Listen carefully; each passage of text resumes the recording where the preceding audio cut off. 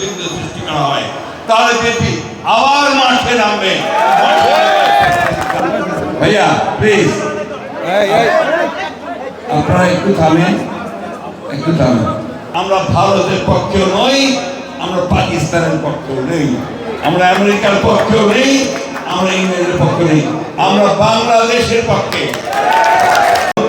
ওই সংস্কার করবেন, আর নির্বাচন হবে না, জনগণ তার প্রতিনিধি পাবে না, জনগণ তার নির্বাচিত প্রতিনিধি দেশ চালাতে পারবে না। এটা কি আপনারা চান? আপনারা ভাইরা বলেন তো, এখন যদি নির্বাচিত সরকার না হয় তাহলে কি আপনারা খুশি হবেন? ফেসবুকের মধ্যে, ইউটিউবের মধ্যে তারা বিভিন্ন রকম কথা বলে এবং তাদের কথা টার্গেট কারা? তাদের টার্গেট হচ্ছে বিএনপি। কেন? তারা জানে যে নির্বাচন যদি হয় তাহলে বিএনপি বিপুল সংখ্যাগরিষ্ঠতা নির্বাচিত হবে। সুতরাং এই দেশে একটা বিশৃঙ্খলা সৃষ্টি করা, একটা নৈরাজ্য সৃষ্টি করা, একটা এমন অবস্থা তৈরি করা যাতে করে এখানে নির্বাচন পিছিয়ে যায়। ভাইয়া প্লিজ আপনারা একটু থামেন, একটু থামেন। আমরা লড়াই করেছি কিন্তু একটা মাত্র কারণে, একটা সুখী সুন্দর সমৃদ্ধ বাংলাদেশ গড়ে তুলব। কিন্তু তারা ভুল ব্যাখ্যা দেয়, ভুলভাবে চিহ্নিত করে, চিত্রায়িত করে। তারা বাংলাদেশে একটা নৈরাজ্য সৃষ্টি করতে চায়, তারা বাংলাদেশে বিভাজন সৃষ্টি করতে চায়।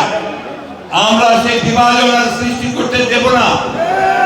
আমরা আমাদের নেতা তারেক রহমান সাহেবের নেতৃত্বে আমরা অবশ্যই সমস্ত জাতিকে ঐক্যবদ্ধ করে আমরা জনগণের সরকার প্রতিষ্ঠা করে, জনগণের পার্লামেন্ট তৈরি করে আমরা দেশের সমস্যাগুলো সমাধান করার চেষ্টা করি।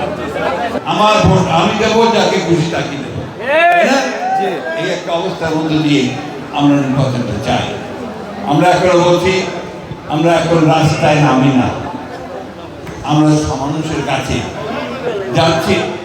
এই ঈদ সামগ্রী নিয়ে, ইফতার সামগ্রী নিয়ে তাদের সুখ দুঃখে তাদের পাশে গিয়ে দাঁড়াচ্ছি।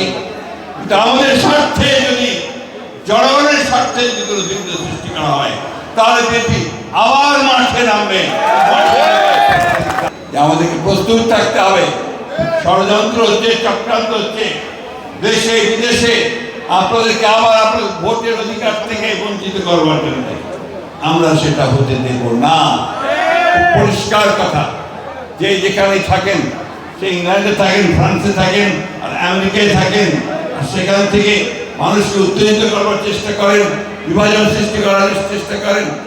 আমরা মানুষের সঙ্গে আছি, আমরা মানুষের সঙ্গে থেকে রাজনীতি করছি। সুতরাং আমাদেরকে কেউ বিপদে পরিচালিত করতে পারবে না, বাংলাদেশের মানুষকেও কেউ বিপদে পরিচালিত করতে পারবে না।